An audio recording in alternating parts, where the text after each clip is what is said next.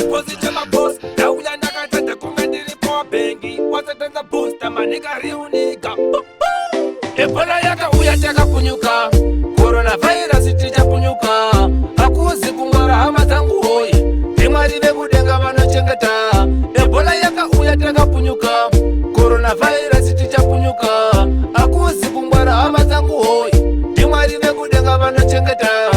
Pasine kudenga Mwari ndiye anotonga, haana zviramba izvi ndiye anopenga. Apusane zvichaura, pana anoziva Mwari ndiye anoziva. Wasapusa shaine manika riunika, nditambi nematsaka, ndauya nesiwaka, ndinoimba raka. Deba, pachiposite maposta.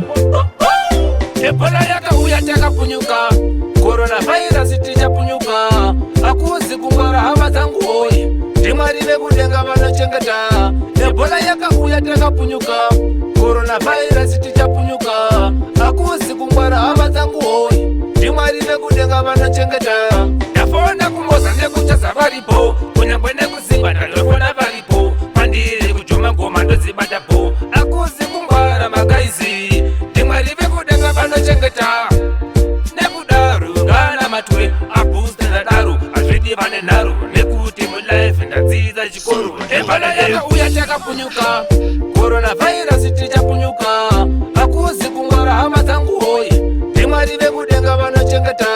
Ebola yakauya takapunyuka, coronavirus tichapunyuka. Akuzi kungwara hama dzangu hoyi, ndimwari vekudenga vanochengeta. Pasine kudenga Mwari ndiye anotonga, haana zviramba izvi ndiye anopenga. Apusane zvichaura, pana anoziva Mwari ndiye anoziva. Wasapusa shaine manika riunika, nditambi nematsaka, ndauya nesiwaka, ndinoimba raka. Deba, pachiposite maposta. Ebola yakauya takapunyuka, coronavirus tichapunyuka.